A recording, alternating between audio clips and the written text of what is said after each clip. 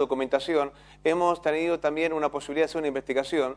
A quien justamente va a dar la misma es Guillermo, que es justamente parte de nuestra producción, y hoy nos va a traer un informe basado todos en estos informes que el INADI ha preparado y en otros más que él ha investigado.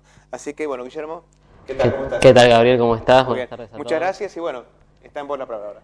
Bueno, y como veíamos recién, el INADI, que se trata del Instituto Nacional contra la Discriminación, la Xenofobia y el Racismo, preparó en el año 2006, a finales de 2006, una encuesta nacional que se dio a conocer en el año 2007 y son los últimos datos oficiales que hay en el país sobre los índices de discriminación. Y en este caso vamos a compartir algunos datos relevantes de lo que ocurre en el Gran Buenos Aires, ¿no? Aquí donde vivimos. Así que bueno, si me acompañan con las imágenes, la primera placa que tenemos para presentarles a ustedes, bueno, vemos algunos de los principales sectores sociales que se sienten más afectados con respecto a lo que es la discriminación. Tenemos, bueno, allí tenemos a los sectores sociales más vulnerables, los sectores más bajos, tenemos a la comunidad boliviana, como los principales sectores que se sienten discriminados, ¿no? Según esta encuesta realizada en el 2006 por el INADI. Bueno, a partir de estos datos también tenemos otra placa, la segunda de este informe, en la cual vamos a ver que más de un tercio de la población del conurbano, el 36,3%, dice haber sufrido directamente algún tipo de discriminación, porcentaje, bueno, que resultó superior en este caso al que se verifica en la ciudad de Buenos Aires, donde solo alcanzaba el 28,9%. Cuando la pregunta se refiere a haber presenciado hechos de este tipo, más de la mitad responde afirmativamente y las proporciones se aproximan significativamente a las de la ciudad de Buenos Aires. Bueno, respecto a las formas de discriminación sufridas o presenciadas en el Gran Buenos Aires, tiene como principales causas la nacionalidad, la pobreza, el color de piel y también la obesidad. Vamos al próximo, bueno, en este caso, en esta placa que estamos viendo en este momento, vemos que más de un 83% de la población consultada asegura que la discriminación se hace presente en la sociedad argentina en mucha proporción, digamos, ¿no? Y este es un dato primordial de lo que queremos mostrar en el día de hoy, y tiene relación con la próxima placa que vamos a ver. En esta placa que vemos aquí, vemos cómo ante determinadas situaciones que se les presentaron a los encuestados, situaciones de la vida cotidiana, y se les preguntó si estaban de acuerdo o no con las afirmaciones que se pueden ver allí.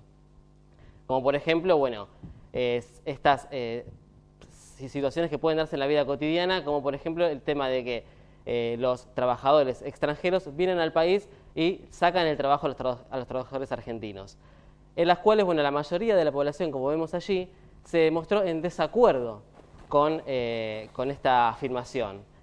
Y aquí cabe hacerse la pregunta, si estas afirmaciones que son, podemos decir, políticamente correctas, pueden darse en la realidad cuando estas situaciones son llevadas a la práctica, ¿no? Esa es la pregunta que queda en el aire, ¿no? Bueno, muy bien.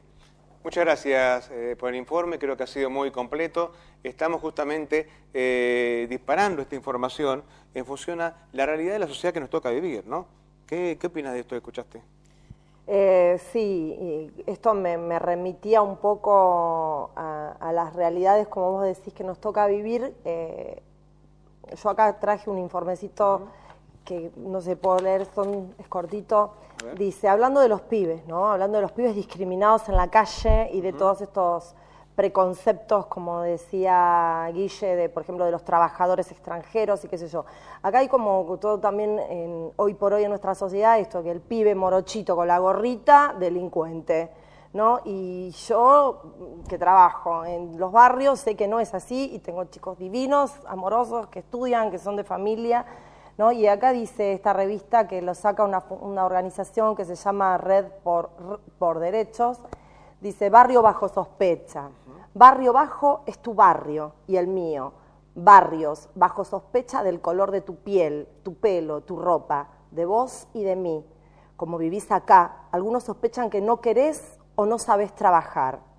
Otros sospechan que no podés aprender y no faltan los que sospechan que tu salud no vale nada. Ser pobre no es un delito, es una injusticia. Ni pienso, ni pienses que el mundo va a ser siempre así. No somos peligrosos, dicen los jóvenes, estamos en peligro. Muy bueno, muy bueno.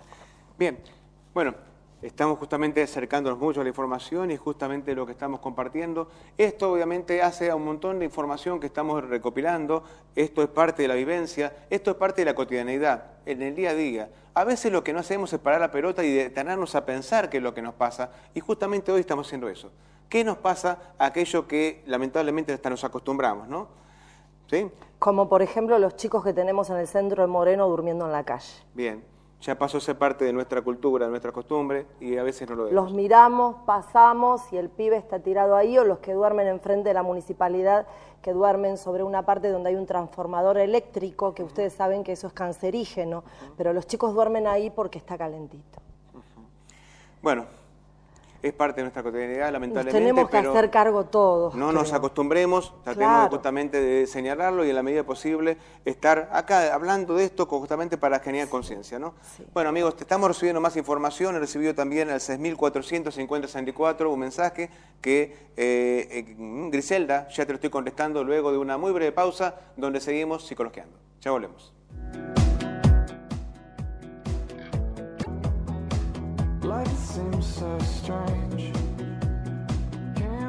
Estamos de vuelta ya en Psicologiando. Voy a leer el mensaje que me dejó Griselda. Dice, esto es lo que hoy mamá hace mucho porque a mí me discriminan. Y dice, el que discrimina quiere mantener su ego muy alto porque en su interior se siente poca cosa y no lo admite. Nos dice que también, y también después nos pregunta, ¿la autodiscriminación puede aparecer luego de mucha discriminación?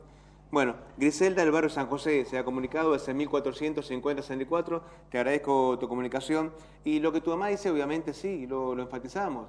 El que discrimina es una persona que tiene una baja autoestima y necesita justamente pisar a otro para sentirse bien. Y ahora contesto también tu segunda pregunta. La autodiscriminación muchas veces es parte de sentirse discriminado, pero también es parte de no usar sus defensas para sentirse en otro lugar, que no sea el lugar que me ponen los demás. Esto es, si yo no me siento cómodo en un lugar, me corro, me aparto de ese lugar, no me quedo en aquel lugar y no me hago justamente mi nido en ese lugar, porque lo único que hago justamente es aumentar los resentimientos, aumentar la bronca y no correrme el lugar que me corresponde, que es el lugar donde yo me merezco. Yo no me merezco ser la víctima de la mirada de un otro, porque el otro no es más que yo soy quien debo ser. Ahora, si uno se persigue por cada cosa que te dicen, significa que la mirada del otro, la opinión del otro es tan importante que yo me debo rendir a la misma. ¿Y quién dice que es así? ¿Quién dice que la opinión del otro es necesaria? ¿Quién dice que la opinión del otro cuando te quiere lastimar es necesaria? Yo siempre pongo un ejemplo. Una persona va caminando por un camino determinado y recibe cosas de ambos lugares del camino. De un lugar del camino, la persona recibe zorrillos podridos y de otro lugar recibe flores. Lo que decida él poner en su mochila es lo que su voluntad le permita elegir. Si yo elijo que los zorrinos podridos meterlos, es mi voluntad elegir esos zorrinos podridos. Si yo elijo flores, es mi voluntad elegir flores. Ahora, está en vos el hecho de saber decir, esto no lo quiero y esto lo acepto. Porque la posibilidad también de uno de defenderse de los que lo quieren lastimar es también parte de lo que uno quiere hacer. Entonces, justamente eso es lo que estamos intentando acercarnos como una forma de ver de qué manera uno se tiene que defender frente a este mal que es justamente la discriminación. Juan de la Reja, de 27 años, nos cuenta que debido a que es morocho, más de una vez la policía lo para pedirle documentos a la madrugada, cuando él se dirige a su trabajo, deja sus saludos y dice que está muy bueno el programa. Bueno, volvemos a hablar acá de la discriminación desde el punto de vista, en este caso, de las autoridades. Tal cual, sí, que es un tema terrible pero que también está bueno esto de saber cuáles son los derechos que tenemos, ¿no? Para evitar esto de la autodiscriminación, de la discriminación.